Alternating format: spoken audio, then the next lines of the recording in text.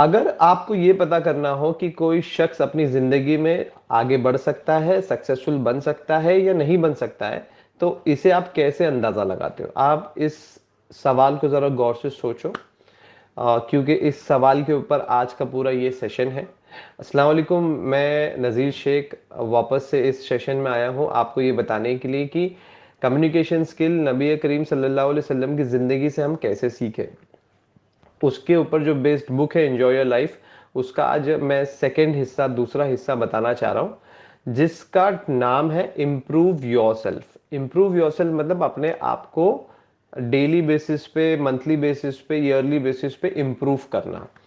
अगर आप देखेंगे कि इस दुनिया में दो किस्म के लोग हैं, एक वो जो डेली अपने आप को इम्प्रूव करते हैं या मंथली अपने आप को इम्प्रूव करते हैं, और वो जो इम्प्रूव नहीं करना चाह रहे, बस जो जो जहाँ पर है वो वहीं रहना चाह रहे हैं। अगर आप एग्जाम्पल देखेंगे ऐसे लोगों का, कि आपने देखा होगा कि कुछ लोग जो है 10 साल से एक ही काम कर रहे हैं और उनके पास एक ही सलाहियत है, और उसी के साथ काम करने वाला कोई शख्स जो उसके साथ काम करता था या उसका जूनियर था, आज वो अपने आप को इम्प्रूव करके अपनी सलाहियतों को बढ़ाकर वो अब उससे भी आगे जा चुका है। तो इन दोनों में क्या डिफरेंस है? इन दोनों में डिफरेंस ये रहा कि दूसरे वाले शख्स ने अपने आप को, अपनी पर्सनालिटी को, अपनी स्किल्स को बहुत अच्छे से इम्प्रूव किया, प्रैक्टिस किया और उस सलाहियतों को अपनी जिंदगी में लागू किया, और लागू करने के बाद वो अपनी लाइफ में आगे बढ़ गया। इसी के चलते अगर आप देखेंगे कि जब आप कोई इंटरव्यू देने जाता है या कोई आप लोगों में से किसी ने इंटरव्यू दिया होगा, तो उसमें कॉमनली क्वेश्चन पूछा जाता है। उस क्वेश्चन का कुछ इस तरीके से कुछ पूछा जाता है कि how do you see your self after 5 years, मतलब आप अपने आप को 5 साल में या 5 साल के बाद कैसा देखते हो। अब ये सवाल ज्यादातर लोग जो फ्रेशर होते हैं या जिनको अपनी लाइफ का फ्यूचर या अपने फ्यूचर के बारे में कोई गोल सेट नहीं किया, वो बहुत क्लूलेस हो जाते हैं इसको लेकर। तो क्लूलेस क्यों होते हैं? क्योंकि उसने उन्होंने अपनी जिंदगी को प्लान नहीं किया उस तरीके से, और वो कोई इमेजिन नहीं करते कि मैं 5 साल के बाद यहाँ रहूंगा। कंपनी ये सवाल इसीलिए पूछती है क्योंकि वो देखना चाहते हैं कि जिनको हम हायर कर रहे हैं, जिनको हम लेना चाह रहे हैं, वो कितने स्ट्रांग है, वो दूर अंदेशा, मतलब वो दूर की सोचते हैं या नहीं सोचते, वो आगे जाके क्या बनना चाहते हैं, क्या हमारी कंपनी को इससे फायदा होगा नहीं होगा। इस तरीके से ये सवाल पूछा जाता है। तो ये सवाल क्यों पूछा जाता है, अभी आप सोच समझ में आ रहा है ना आपको कि ये सवाल क्यों पूछा जाता है? ताकि उससे अंदाजा हो कि सामने वाला जो शख्स है जो इंटरव्यू दे रहा है वो कितना स्ट्रांग है। आपने देखा होगा कि बहुत सारे लोग हैं जो न्यूज़पेपर पढ़ते हैं, साइंस की बुक्स पढ़ते हैं, टेक्नोलॉजीज की बुक पढ़ते हैं, बहुत सारी बुक्स पढ़ते हैं, सॉफ्ट स्किल सीखते हैं, पर्सनालिटी डेवलपमेंट सीखते हैं, बात करने की सलाहियत सीखते हैं। और फिर एक ऐसे किस्म के लोग हैं जो दिन भर सिर्फ टीवी देखते हैं या एंटरटेनमेंट देखते हैं या वेब सीरीज देखते हैं या कोई सोप सीरियल्स देखते हैं या पबजी खेलते हैं या लूडो खेलते हैं या सोशल मीडिया पर रहते हैं या टिकटॉक जैसे वीडियोस बनाते हैं। अब इन दोनों के अंदर करंटली, जब मान लो कि ये एक 16 साल का लड़का है, दो लड़के लोग हैं इस तरीके से, जो एक रीडिंग न्यूज़पेपर रीड करता है, साइंस टेक्नोलॉजी की बुक्स पढ़ता है, और एक है जो लड़का जो पबजी खेलता है या लूडो खेलता है। और ये सिर्फ 16 साल का मैं एग्जाम्पल दे रहा हूँ। ऐसे आज भी लोग हैं जो मैंने देखा है कि मतलब 35-40 साल हो गए और वो अपनी ज़िंदगी को कुछ इस तरीके से एंटरटेनमेंट को इतना हावी कर दिया है। मैं ये नहीं कह रहा हूँ कि एंटरटेनमेंट नहीं करना चाहिए, करना चाहिए, उसकी कुछ लिमिट है, पर दिन भर रात भर सिर्फ एंटरटेनमेंट देखना, करना, गेम्स खेलना, तो वो ज़्यादा प्रॉब्लम क्रिएट कर देता है। तो अगर आप इन 16 साल के लड़कों को देखो तो अभी इनकी ज़िंदगी में कोई बहुत ज़्यादा खासा फर्क नहीं पड़ेगा, पर जैसे जैसे इनकी ज़िंदगी गुजरेगी, जो जो बच्चा न्यूज़पेपर या साइंस की बुक्स वगैरह पढ़ता था या अपनी स्किल्स पे वर्क करता था, वो बहुत जल्दी आगे उसको लोग हायर कर लेंगे या काम पे लग जाएगा या वो खुद का एक बिजनेस सेटअप कर लेगा। पर क्योंकि जो दूसरा था जो एंटरटेनमेंट या पबजी या टिकटॉक या लूडो के अंदर बिजी हो जाते हैं, ये बच्चे लोग क्यों नहीं आगे बढ़ पाते? क्योंकि इनका प्रॉब्लम ये है कि इन्होंने कोई सलाहियत सीखी नहीं। जब वो 20-21 साल के बाद चले जाते हैं मार्केट में जॉब ढूंढने के लिए, तो उनके पास कोई सलाहियत नहीं है, उनको बात करने का तरीका नहीं है, उनकी इंग्लिश अच्छी नहीं होती है, जिस वजह से लोग उनको हायर नहीं कर पाते। तो ये एक बहुत बड़ा डिफरेंस है इम्प्रूवमेंट लाने वाले लोगों का और इम्प्रूवमेंट जो नहीं करते या जो बस स्टक है अपनी एक जगह पर वहीं रहना चाहते हैं। इनमें से मैं आपसे सवाल करता हूं कि इन दोनों लोगों में से कौन आपको लगता है कि सबसे पहले सक्सेसफुल बन सकता है? ज्यादा चांस वो है जो बच्चा जो न्यूज़पेपर या साइंस की बुक्स या सॉफ्ट स्किल ट्रेनिंग ले रहा था, या कोई कोडिंग सीख रहा था, या कोई किसी तरीके की सलाहियत सीख रहा था, मार्केटिंग सीख रहा था, वो बच्चे के ज्यादा चांस हो जाते हैं सक्सेसफुल बनने के। अभी इसी तरीके से राइटर ने अपने बुक में एंजॉय योर लाइफ के अंदर एक वाकया बताया है, जहां एक इंसान ने अपना पॉइंट प्रूफ करने के लिए फैक्ट और फिगर पेश किया कि भाई न्यूज़पेपर में ये आया था, ये आया था।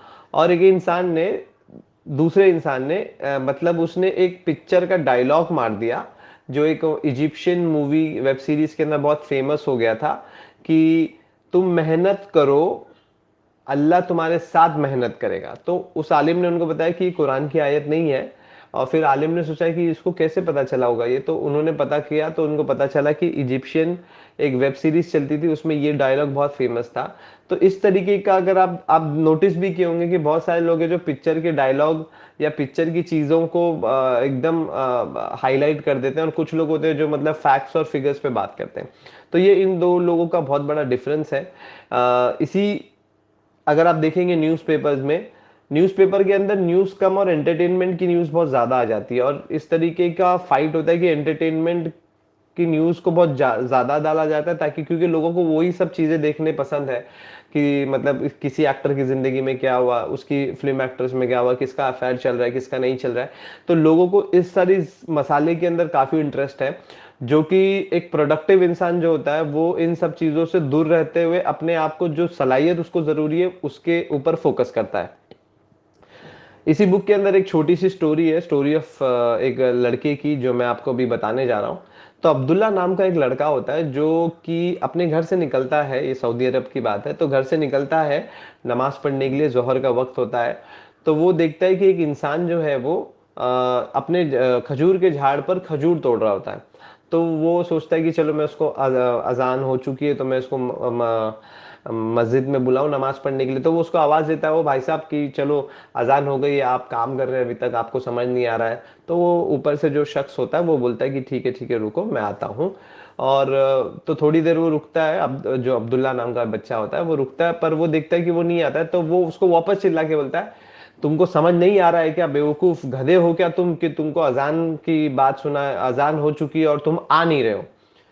तो ये अब जो ऊपर शख्स होता है वो थोड़ा आदमी बड़ा होता है, वो गुस्सा हो जाता है कि उसने मेरे को गधा कैसे बोला। तो बोले तू रुक जा, तूने मुझे गधा कैसे बोला मैं तुझे बताता हूँ। और ऊपर से वो एक हाथ में कुछ पकड़ते हुए नीचे उतरता है। जैसे अब्दुल्ला उसको देख लेता है, वो अपना चेहरा छुपाते हुए भाग जाता है, ताकि उसको वो पहचान नहीं पाए कि किसने उसको क्या बोला।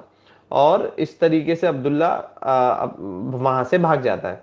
अब असर का वक्त होता है, असर का वक्त वो वहीं से गुजरता है। तो वो सोचता है कि यार इस टाइम ना मैं कुछ स्ट्रैटेजी चेंज कर दूं, ये आदमी वापस वहीं खड़ा है। तो वो अब अपने आप को इम्प्रूव करता है। और वो जैसे उस आदमी के पास पहुंचता है, और वो आदमी वही कर रहा होता है, झाड़ से खजूर निकाल रहा होता है। तो अब्दुल्ला उसको बोलता है, उसको सलाम करता है, और सलाम करने के बाद बोलता है कि मुझे कुछ खुशखबरी सुनाइए, आज की मतलब आपकी खेती कैसी चल रही है, मतलब खजूरों की खेती कैसी चल रही है। तो वो ऊपर से पॉजिटिव रिप्लाई देके बोलता है कि हाँ बड़ी अच्छी चल रही है।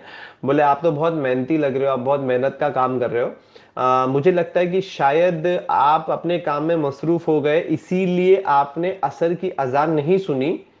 तो मेरे को लगता है कि आप अगर आप नीचे उतर के थोड़ी देर आराम कर लें, और आराम करने के बाद मस्जिद में चले नमाज पढ़ने के लिए, तो काफी बेहतर होगा, और अल्लाह आपकी रोजी रोटी में बरकत देगा। अब ये सुनकर जो ऊपर शख्स होता है वो, उसका दिल वो दुआ देता है, और वो आमीन बोल के जब वो नीचे उतरता है, उसको काफी अच्छा लगता है। उसको लगता है कि मतलब ये शख्स कितना अच्छा है, इसने कितने अच्छे से मुझसे बात की, और मुझे अच्छा लगा इससे बात करके। तो वो जो शख्स नीचे उतरता है, और वो अब्दुल्ला से हाथ मिलाता है, और वो बोलता है कि बेटा तुम बहुत अच्छे हो, तुमने मेरी तारीफ की और मुझे नमाज के लिए बुलाया। अगर दोपहर में एक लड़का आया था, दोपहर में जो लड़का अगर मुझे मिल जाता ना, तो मैं उसको बताता कि असली गधा कौन है। और ये बोलकर जब अब्दुल्ला वहां से निकलता है, तो अब्दुल्ला दिल ही दिल में खुश रहता है कि मतलब मैंने इसको, जो मेरी नीयत थी वो मैंने उसको अब बता दी, और मतलब मैंने जो नीयत थी, वो नीयत के हिसाब से मैंने उसको मस्जिद तक ले आया। तो ये एक कम्युनिकेशन स्किल का एक इम्पॉर्टेंट उसूल है, कि जब आप किसी से भी बात कर रहे हो तो आपको अपनी नीयत पता होनी चाहिए। अब्दुल्ला ने पहला जो अप्रोच किया, तो वो उसमें उन्होंने डाटा डपटा और उनको बुरा भला बोला नमाज पढ़ने के लिए, पर उनका इंटेंशन पूरा हुआ कि वो नमाज पढ़ने गए, साथ में वो नहीं गए।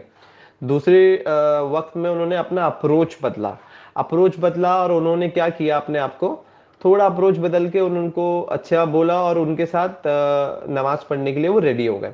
अगर आप दोनों में देखेंगे, इंटेंशन सेकंड वाले इंसिडेंट्स में पूरा होता है, क्योंकि उन्होंने अपने आप को इम्प्रूव किया और अपनी बातों को कुछ इस तरीके से पेश किया कि सामने वाले का दिल भी अच्छा लगा, और वो इस तरीके से अपने साथ में अपना इंटेंशन भी, वो जो उनकी नीयत थी कि साथ में वो नमाज के लिए ले जाए, वो भी पूरी हो गई।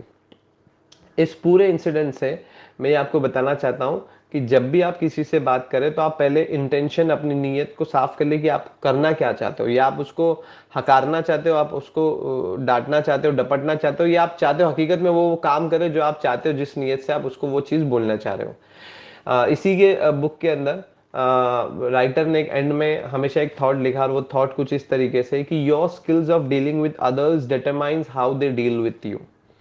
आपकी सलाहियत दूसरों से बात करने की ये बताती है कि वो लोग आपसे किस तरीके से बात करेंगे। अस्सलाम वालेकुम, आज के लिए इतना ही।